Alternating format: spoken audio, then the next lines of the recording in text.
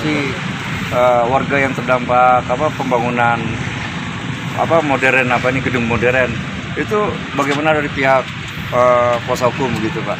Ya, kami jelaskan kami selaku LBH Senapati mendapat aduan dari masyarakat terdampak dari proyek pembangunan gedung. Ya, ternyata setelah kami data ada 27, cuma fakta hari ini meningkat sekitar 30 kurang lebih itu warga terdampak dari getaran alat-alat berat, dentuman seperti itu. Warga juga merasa bising dan kita sudah sama-sama ketahui dan kita sama-sama turun ke lapangan tadi, dan sampai saat ini masih 3 rumah yang belum selesai. Ternyata memang fakta di lapangan memang terbukti bahwa terjadi kerusakan yang cukup lumayan di masyarakat.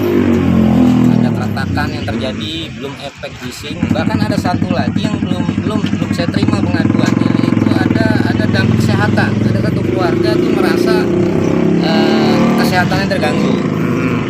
Mau saya sampaikan segera untuk ke rumah sakit untuk cross check.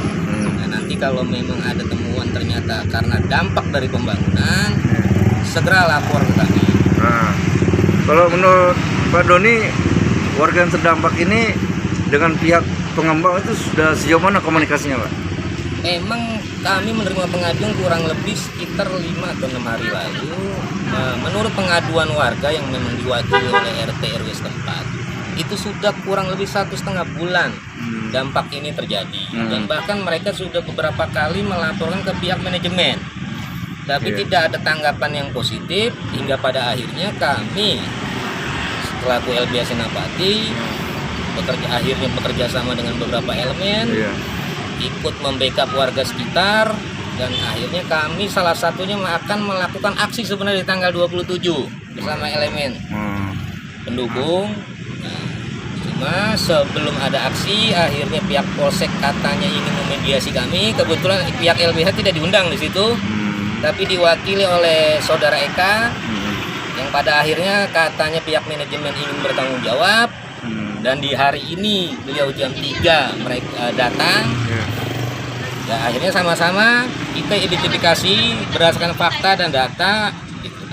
Ternyata memang benar ada terjadi kerusakan.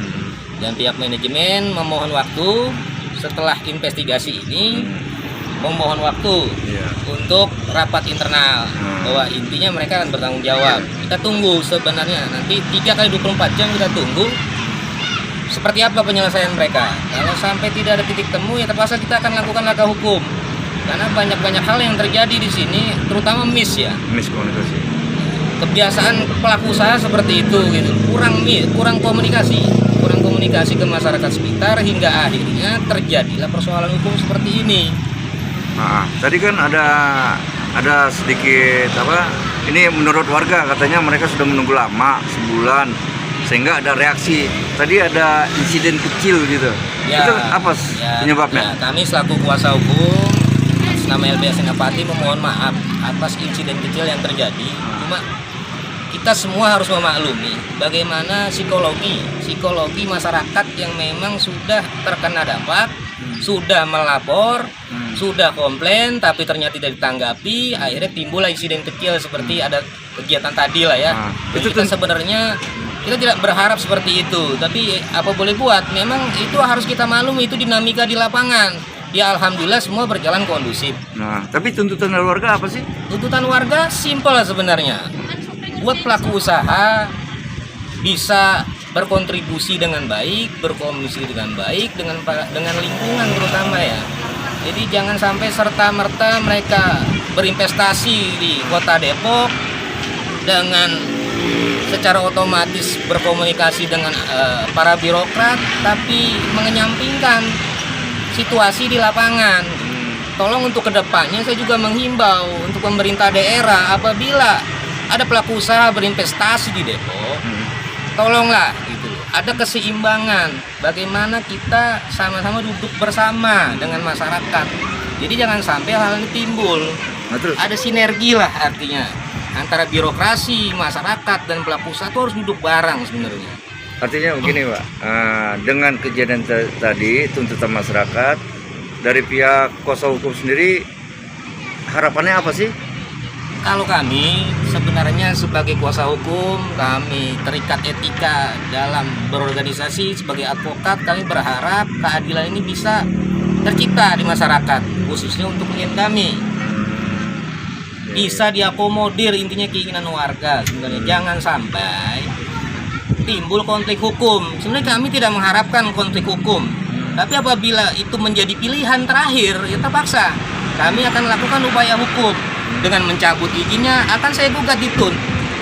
Kami akan lakukan gugatan PT TUN terkait perizinan kalau seandainya tidak sesuai. Ya terpaksa kita lakukan upaya hukum, kita uji sama-sama di persidangan.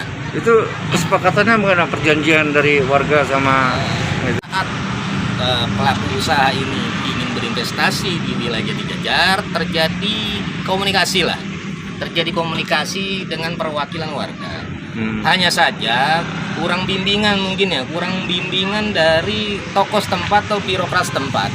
Bagaimana MOU itu? Ternyata MOU itu setelah kami pelajari, ternyata MOU yang mengambang tanpa akibat hukum sebenarnya.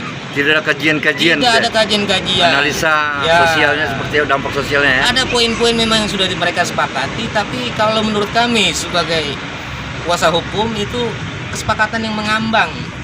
Sebenarnya apa sih? Tidak ada akibat hukum. Karena ada 9 poin yang saya pelajari. Itu bukan poin yang mengikat kedua belah pihak sebenarnya.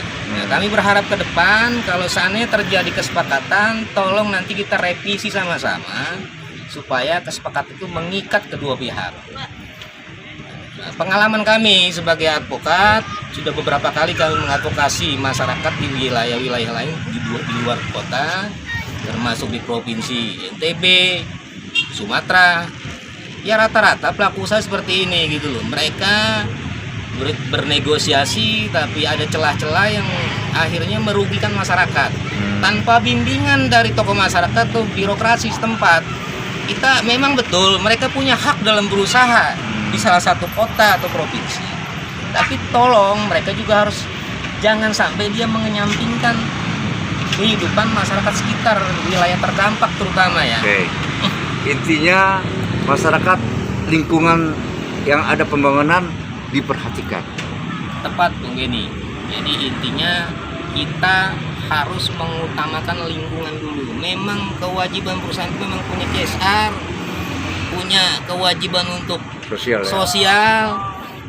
Cuman tolong sekali lagi, ini fakta di lapangan. Jangan akhirnya malah biaya perizinannya yang tinggi ketimbang biaya perizinan di lingkungan. Itu aneh, jadi terbalik. Lingkungan yang terdampak terkena ampas atau dampak sisa-sisa dari ya oknum-oknum tanda kutip ya. Ya kita semua tahu lah biaya perizinan itu nggak murah, mahal. Gitu. Tapi jangan terbalik. Kok masyarakatnya kebagian sedikit, kontribusi maksudnya, kontribusi sedikit, kontribusi sosialnya sedikit, tapi malah untuk mengeluarkan biaya perizinan itu bukan main. Itu sudah rahasia umum ya. Sudah rahasia umum dan kita tidak bisa tutupi itu. Sementara dari kami seperti itu. Oke.